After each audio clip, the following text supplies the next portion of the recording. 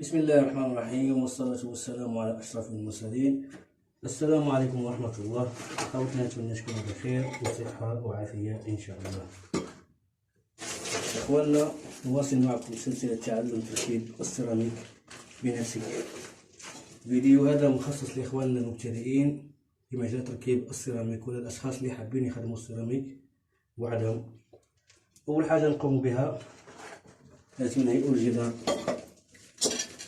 في الفيديو السابق شرحنا طريقة كيفاش تهيئ الجدار، تجدونها في صندوق الوصف أو في الموقع الخاص بنا، كذلك تجدون الرابط في صندوق الوصف. اليوم سوف نبدأ تركيب السيراميك. السيراميك لازم نعمروه في الماء، نشمخوه في الماء لمدة زمنية تقريبا أكثر من 6 ساعات حتى 24 ساعة عادي. فيما يخص المقادير نتاع الأسمنت، بدون رمل بنصف شكارة تاع اسمنت باش يكون البالي هذا مدوزي. وكاين نعاودو نخدمو الفايونس، ما نصرجوش الفايونس بزاف. راح نركبو هاد النصف هنا في اخر الجدار. كيما قلنا الفايونس ما نصرجوش بزاف، تعود السيمة مدوزية.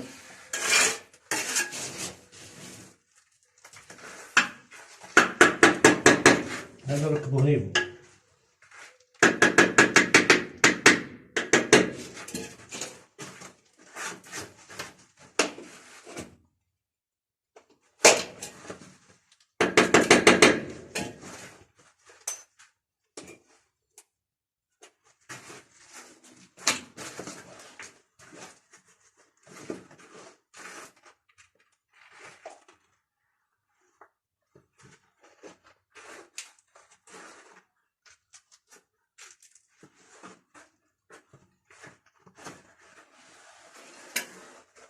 الآن راح نركبو الحبة الثانية في أول جدار. راح نركبو الحبة من هاد الناحية.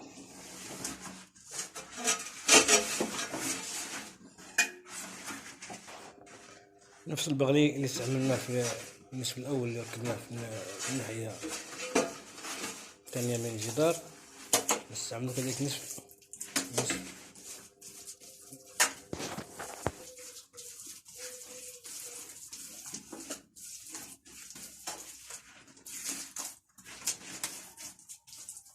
كيتعود السمنة مدوزية، مكان لا نصرجو الفايونس بزاف، مش معناه لازم نصرجي الفايونس، صرجيها بالبغلي باش تلصق، وإنما كل ما كانت السمنة مدوزية السيراميك يلصق مليح. وكل ما نقصنا الصرج كل ما كان العمل أسهل. حبة ما نصرجوهاش بزاف.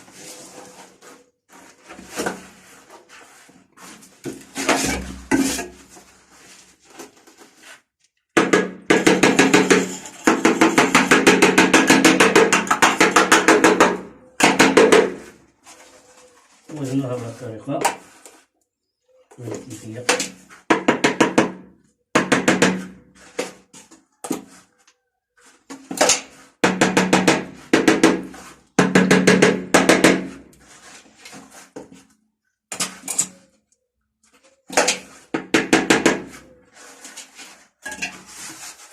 كذلك نوزنوها بهذه الطريقة. حنا نخدمو في الفايونس تاع الحمام،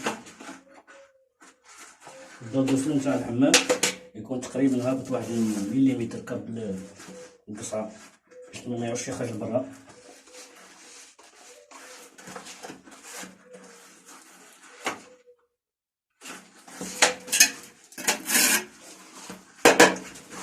بعد ما ركبناها نركبو الخيط نتاعنا.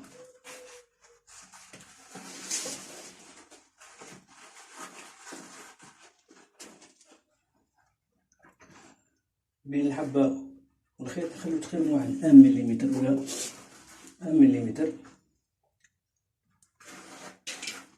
الحبات الثانيين اللي غادي نركبوهم يكونوا بنفس المسافة ديال الخيط والحبة. دائما كي نوزنو الحبة لازم نوزنوها بهذه الطريقة، بهذه الكيفية وبهذه الكيفية. كيما تلقى الكلاج ولا الدردوسول يكون مايل ولا يكون مهوج وميكونش مخدوم مليح. إذا كانت في بلاصة ما خدمتهاش نتا، ما خدمتش الكلاج تا ولا الدردوسول، دايما خدم تريت نيفو بلاصي تريت نيفو تاعك وعاد بدا العمل تاعك باش يكون الكلاج يكونش مخدوم مليح باش ما يقدرش في التركاب.